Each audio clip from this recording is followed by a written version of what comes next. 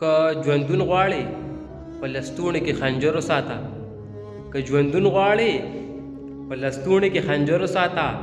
دنیا وجود د هیڅ کمزوري او مجبور نه مني، دنیا وجود د هیڅ کمزوري او مجبور نه مني.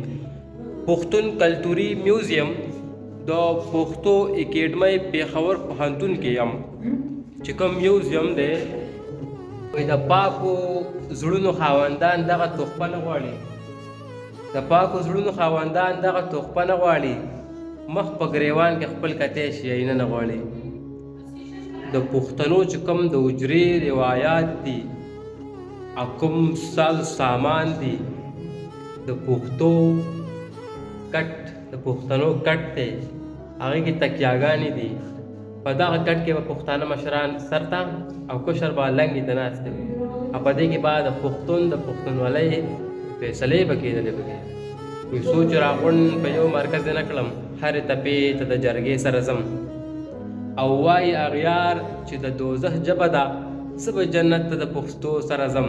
او سایل صاحب وایي وخت را روان دی چې دا ژبه به د ژوند ژبه وي. ښایي نو وخت را روان دی چې دا ژبه به د ژوند ژبه وي. ګران سایله ټول خوبونه کړه سنبال د پښتو، د پښتنو د روایاتو دود دستورو ناسته ولاړه دې دنیا ته موږ د ناستې ولاړې چل ښودلی دی.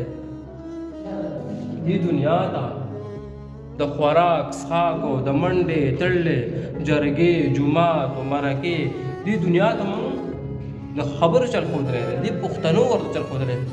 پښتو ژبه دا ډېره زړه ژبه ده. دا په دې 15,000 کاله کېږي.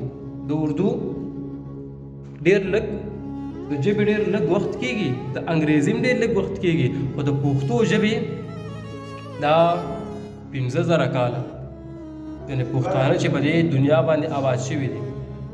ملګرو په دې کټ کې کښېنم، په دې کټ کې د ناستې چې کوم دی بېل خوند دی یار.